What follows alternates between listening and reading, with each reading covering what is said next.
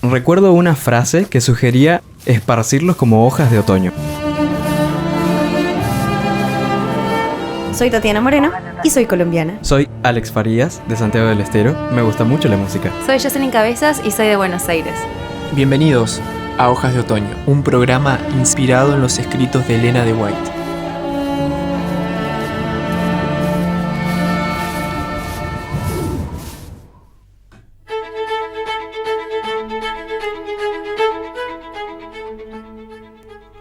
Hola, hola, bienvenidos a un nuevo episodio de Hojas de Otoño.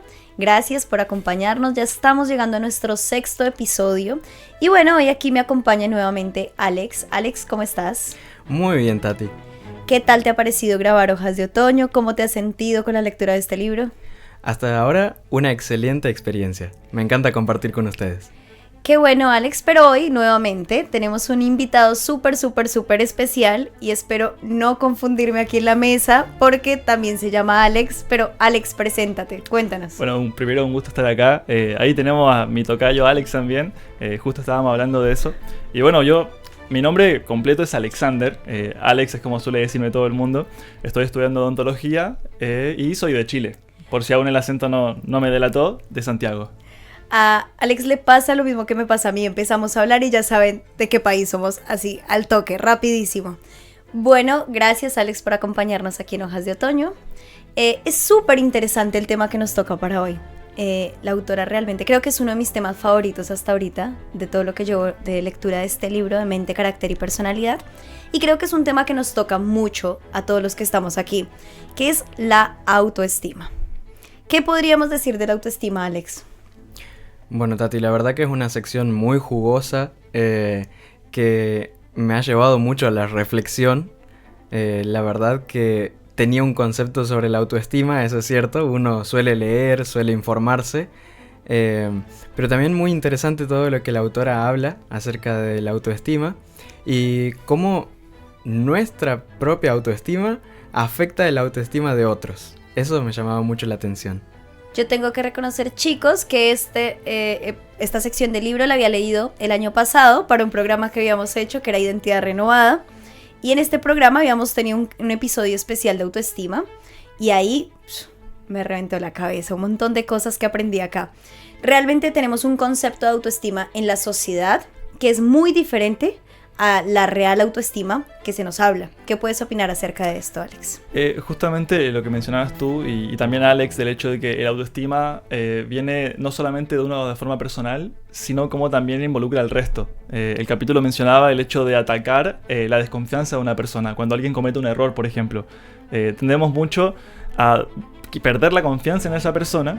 Y no solo eso, sino que también acusarla del mismo asunto que se está tratando. Entonces eso por ahí mencionaba la lección el repaso del libro, que termina como destruyendo más a la persona de lo que ella quisiera salir adelante. O sea, no logra dar ese paso para avanzar y salir de ese problema. Es verdad. Miren que el libro decía textualmente que aquel que desee conservar su autoestima debe tener cuidado de no herir innecesariamente el de los demás, ¿no? Y creo que aquí tenemos que poner un punto, un límite, ¿no? Porque socialmente se ha dicho que el autoestima es quererme a mí y no importa por encima de quién tenga que pasar, es yo me quiero, yo me respeto, yo me cuido y el resto no me importa. Pero la verdadera autoestima es yo me quiero, yo me respeto, pero pongo el límite donde entra también el respeto por la otra persona y donde no daño a la otra persona, ¿no, Alex? Así es, Tati. Esa es la palabra clave que utiliza la autora, ¿no? La palabra respeto. Justamente es lo que marca el termómetro de cómo está mi autoestima, ¿no? El respeto tanto propio como por el otro, por el prójimo. Y creo que esto que mencionabas es muy cierto. Hoy en día el concepto del respeto en nuestra sociedad está completamente diferente a como podría haber sido unos años antes, ¿no? Y esto influye claramente en la autoestima de las personas, de la sociedad, de tanto adultos como niños, adolescentes. Creo que es un tema que no solamente se detiene en un rango etario, sino que se expande hasta todos. Es verdad. Es más, la autora prefiere no utilizar el término de autoestima, sino el término respeto propio, ¿no? Y a mí me gusta que ella habla un tema de respeto propio en el secreto, digámoslo, en la intimidad, ¿no? Dice que una persona que realmente se respeta, que realmente tiene buena autoestima, no tiene que estar siendo vigilado o observado todo el tiempo para hacer las cosas bien o hacer las cosas mal, ¿sí? Dice que aunque esta persona haga algo malo y nadie lo sepa, ya esta persona misma lo sabe, entonces por lo tanto su respeto propio ya se pierde. Entonces dice que las personas que realmente tenemos autoestima o buena autoestima o buen respeto propio, somos rectos y fieles en las cosas pequeñas, ¿sí?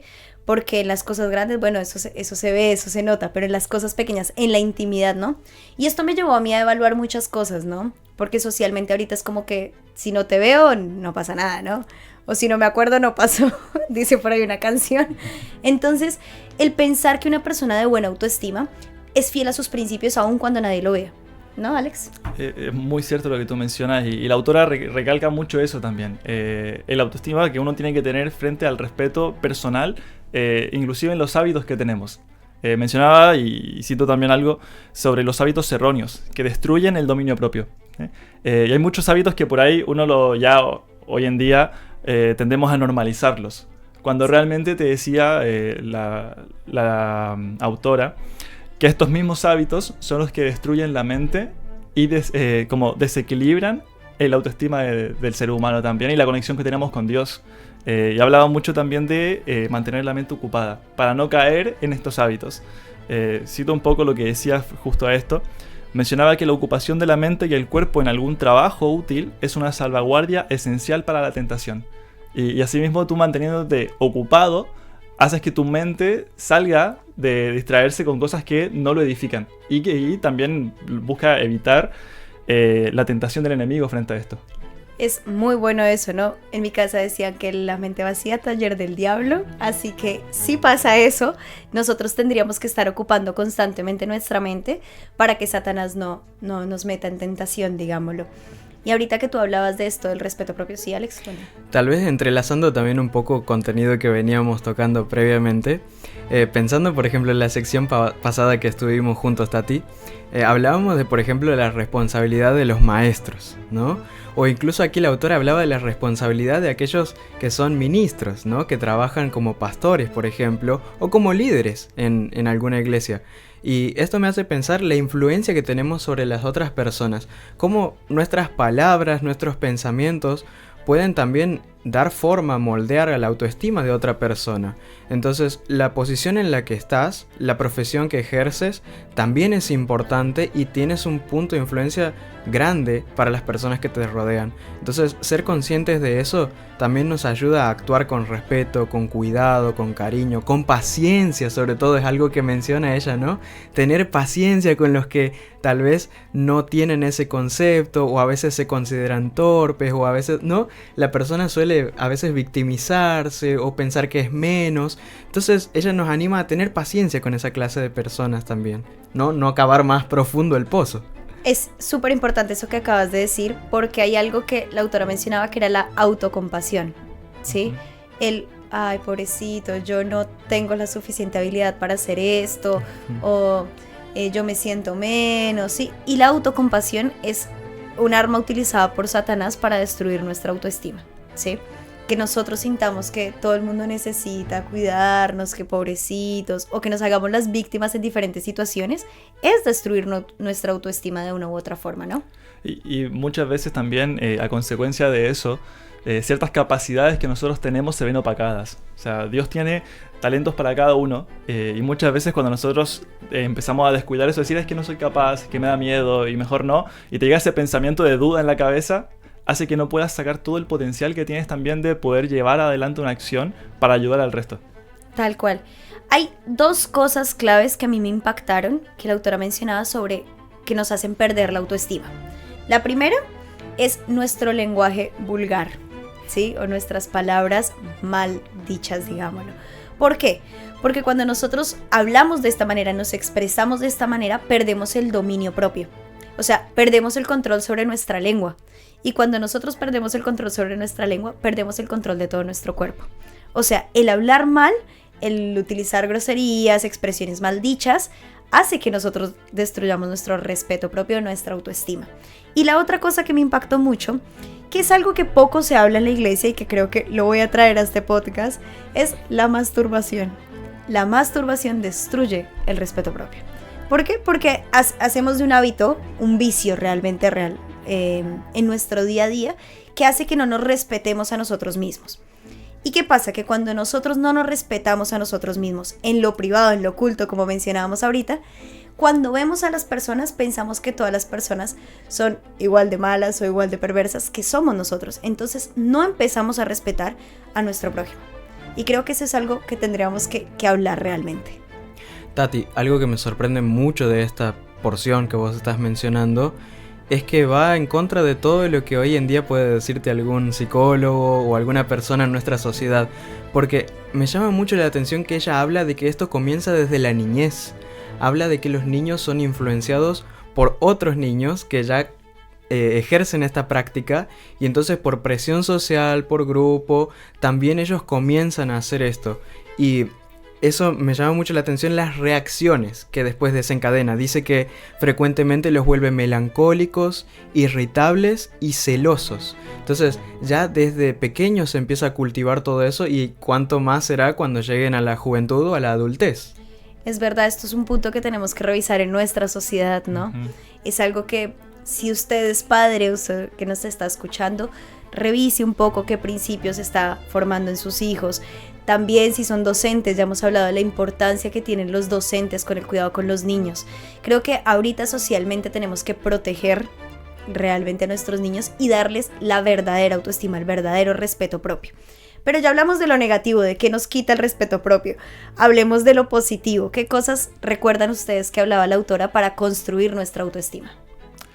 Mira, tocando primero el puntito anterior, quedé con un comentario ahí en la cabeza dando vueltas, que hablaba mucho sobre el hecho de que la mente finalmente se corrompe. O sea, es un hecho que la masturbación desde la infancia en adelante se vuelve un hábito que hace que uno no pueda pensar con claridad finalmente.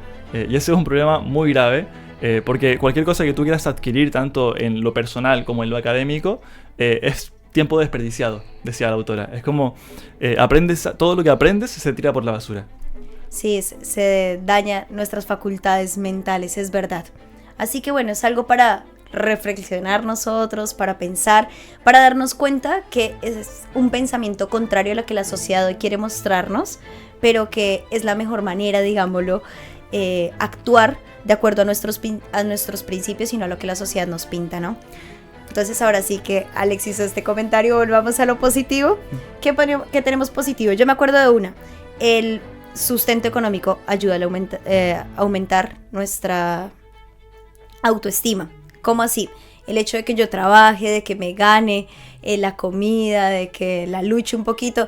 Bueno, ustedes los dos sacan colportado, pero yo me acuerdo escuchar muchas historias tuyas de colportaje y creo que eso hace que a uno le aumente la autoestima. ¿Por qué? Porque uno sufrió muchas cosas, pasó muchas dificultades, pero consiguió las cosas, y cuando uno las consigue eso lo hace sentir a uno muy bien. Justamente, hablaba mucho de el trabajo que tiene que tener el hombre también. O sea, que no debemos como dar que nos den las cosas ya hechas, sino que justamente el hecho de trabajar por lo que tú tienes y retribuir a lo que se te concedió aumenta la autoestima de la persona. Y no solamente eso, sino también otro punto importante que a mí me llamó mucho la atención es el tema mismo de la educación, que como bien hablamos recién, degrada la mente. Por un lado, el tener una mala autoestima destruye la educación. Si nosotros cultivamos esta virtud de nosotros mismos, la mente y la dignidad también se fortalecen. Tal cual. Creo que por ahí la palabra que encadena todas estas secuencias, ¿no?, es la confianza. Justamente cuando yo consigo algo, alcanzo un objetivo, desarrollo confianza en mi persona. Eso que tal vez antes creía que no lo iba a lograr, ahora me sale con naturalidad, ya puedo hacerlo, y ahora intento apuntar a más, ¿no? Y me propongo nuevas metas, nuevos propósitos, nuevos objetivos. Entonces es una escalera de confianza, por así decirlo, ¿no?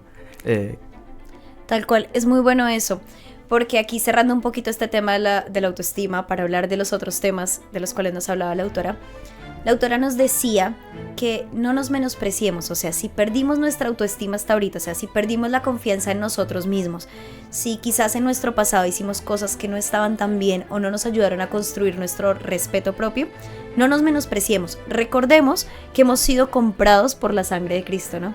Y que eso nos da un valor increíble. Así que sea cual sea tu situación actual, recuerda que Cristo te ha comprado con tu sangre, con su sangre.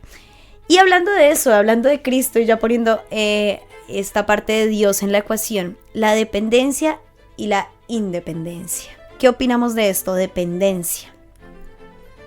Bueno, a mí, Tati, tengo una experiencia que me ha llamado mucho la atención. Por ahí suelo entrar a librerías, ¿no? A buscar algún libro que me guste, o acompaño a algún amigo o amiga a buscar algún libro que quieren regalar. Y recuerdo entrar a las librerías y me llamaba mucho la atención porque hay una sección muy grande, ¿sí?, de libros que se llaman, por ejemplo, autoayuda, ¿no? Y es un discurso moderno, la verdad, y me llama mucho la atención porque este discurso se centra en que vos podés, ¿no? Con tus fuerzas. Dependés solamente de vos y de nadie más, ¿no? Y aquí la autora va en contra de ese discurso y me dice, no, mis fuerzas, todo yo, dependo de Dios. Eso es algo increíble. Llama a una actitud de humildad y no tanto de egocentrismo o de orgullo. Tal cual. Ahora, hablando desde la parte pastoral, yo sé que Alex es hijo de pastor, así que algo va a entender muy bien del tema. Y es que la autora nos decía que nosotros a veces como cristianos ponemos nuestras angustias en el pastor. O sea, vamos corriendo al pastor y le entregamos todo. No, a mí me pasó esto, me fue re mal en esto, pastor, por favor ayúdeme. Y la autora decía, no, usted debería poner sus angustias en oración, porque es Dios quien le va a solucionar. El pastor sí es una persona que tiene una responsabilidad para la iglesia, que tiene una responsabilidad ante Dios, pero es un ser humano también. Y poner nuestra confianza a veces en el pastor es un error grave. Justamente mencionaba mucho el hecho de que como tú mencionabas, el pastor, si bien tiene un cargo que por ahí, espiritualmente hablando, tiene una carga más influyente en las personas y una responsabilidad también frente a algún otro trabajo, que no trata de menospreciarlo, pero sí mencionar el cuidado que tiene que tener con el resto de las personas. El pastor también tiene su vida personal. Y eso es súper importante también, y lo que tú decías también de acercarse primero a Dios antes que buscar la dirección de las personas. Eso es fundamental. Porque si bien el pastor está ahí para solucionar tus asuntos, tus problemas también de la iglesia, de cada miembro que se presenta, primeramente deberíamos depender más de Dios antes que de los hombres. Y tratar de no agobiar tanto con nuestros problemas a alguien que por ahí tiene una opinión un poco más humana, sino que buscar justamente estos problemas, estas angustias, llevárselas a Dios. O sea, poner nuestras cargas y confianza solamente en Él, primordialmente. Tal cual. Y yo creo que acá hay un límite, ¿no? Porque una cosa es ser independiente, que Dios también nos llama a que seamos independientes, ¿no? ¿En qué sentido? En que como jóvenes o como personas tenemos que depender de la palabra de Dios, digámoslo, para formar nuestra cosmovisión y no de lo que digan las demás, ¿no? En Colombia hay un dicho que dice, ¿para dónde va Vicente va la gente? Entonces como que para dónde va la multitud van los jóvenes, ¿sí? Y no, nosotros tenemos que ser independientes del resto del mundo. O sea, yo tengo que establecer cuáles son mis principios. Ahora tengo que ser dependiente de Dios, ¿no? Y ese es el límite. Justo con el tema de la dependencia, la autora mencionaba mucho la moral. Y es un dato súper interesante, yo lo aprendí en clase hace poco, la diferencia que hay entre moral y ética. La moral es algo que viene directamente de algo social, o sea, es algo que ya está preestablecido y nosotros nos seguimos inconscientemente en base a estas reglas. Y la autora mencionaba que muchas veces el cristiano debe buscar, no necesariamente ir en contra de, pero sino aferrarse más a la moral cristiana, la moral que va en Dios. Y quitar un poco esas costumbres que tenemos de un mundo que está hundido en el pecado. Tal cual. Algo también, Tati, que me llamaba mucho la atención es que ella nos dibuja también esto en un sentido no solo vertical, sino también horizontal, ¿no? Ella dice, por ejemplo, que cuando hagan de Dios su eficiencia, se manifestará más confianza mutua. A veces yo me pregunto, ¿no? ¿Por qué será que no podemos confiar en las otras personas? Bueno, tal vez porque esas personas tampoco ni siquiera confían en Dios. Entonces ella te plantea, si vos aprendés a confiar más de Dios, entonces vamos a aprender también a confiar más entre nosotros, ¿no? Me pongo a pensar, no sé, en el ejemplo de una pareja, un matrimonio. Si esa pareja, ese matrimonio tienen una buena relación con Dios, entonces también ayuda a establecer una confianza sana entre ellos. Eso también lo puedo trasladar a la amistad, a la familia. Hay cuántos ámbitos donde nosotros podemos confiar más en otras personas. Tal cual, está muy bueno eso que dice Alex. Es más, el episodio anterior hablábamos un poquito sobre todo el tema del amor y el matrimonio y de cómo era importante incluir a Dios en la ecuación de cualquier tipo de relación que nosotros tengamos. Pero volviendo a un tema que mencionó Alex de la ética y la moral, a mí me gustó mucho. También estoy tomando una materia ahorita de ética y moral, o estamos tomando una materia de ética y moral, y decíamos que muchas veces vamos por modas, lo que va a la época, ¿no? Y cambiamos según el momento. Pero la autora decía que nosotros debemos elevar la norma, no solo un poquito, o sea, ay, como que sí, pero yo soy un poquito diferente o algo así, no, sino que nosotros deberíamos marcar una clara línea entre lo que hacemos como cristianos y lo que no vamos a hacer como no creyentes, digámoslo, ¿sí? Y hablando de esta clara línea, pasemos a el último tema para ir cerrando un poquito ya nuestro episodio de hoy y hablemos del egoísmo, que tendríamos un montón de cosas para decir del egoísmo, pero bueno, nos queda poco tiempo acá con nuestros oyentes. Tal vez algo básico, elemental, ¿no? Fundamental para mencionar es que somos egoístas por naturaleza, ¿no? No poner excusas. Creo que este es el primer punto. Definir que tal vez no hay alguna forma de ocultarlo, ¿no? Somos egoístas y reconocerlo es el primer paso también para poder cambiar esa condición. Tal cual. Y ahora, reconociendo que somos egoístas todos, o sea, que el paso número 1 es reconocer que somos egoístas, viene el paso número 2, ¿no? Y la autora decía que no deberíamos hablar tanto de nosotros mismos, sino que más bien deberíamos hablar de Cristo. ¿Y cuántas veces en nuestras conversaciones sale como, a mí me pasó, yo fui, yo hice, yo soy, ¿sí? Y no, realmente la atención de las personas. Venimos de una semana de oración donde el pastor decía que no somos el ombligo del mundo. Y está bueno reconocer que no se trata de nosotros, ¿no? Sino que hay algo más importante. Justamente me llama mucho la atención el tema del egoísmo, porque también es algo que te termina alejando de Dios. O sea, te aleja de la conexión divina, porque se centra mucho en el yo, y deja de lado, como tú decías, el hecho de que no somos el ombligo del mundo.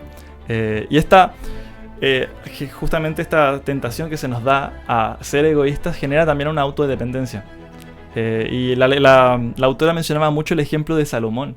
Decía que cuando él fue la persona más sabia, digo, que más buscó en oración, en sabiduría de Dios, Dios le otorgó esta sabiduría. Pero cuando se alejó de esto y empezó a depender de él mismo, diciendo que sus propias capacidades, tipo todo lo que tenía, era en base a él, fue cuando empezó a desvirtuar también su mente y su carácter.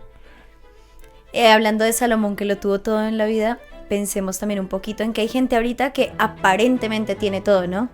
Y el resaltar tanto esas cosas que tienen muestran su propia necesidad, ¿sí? O sea, necesitamos más humildad.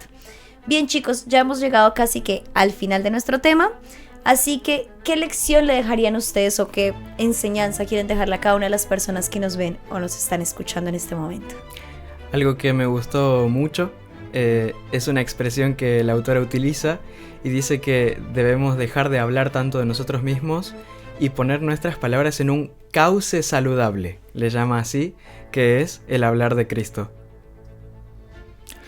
¿Y tú, Alex, qué mensaje le podrías dejar a las personas que nos están escuchando? Justamente con el tema de la dependencia, porque todo va muy ligado a esto también, el hecho de dejar nuestras angustias, nuestros problemas en Dios.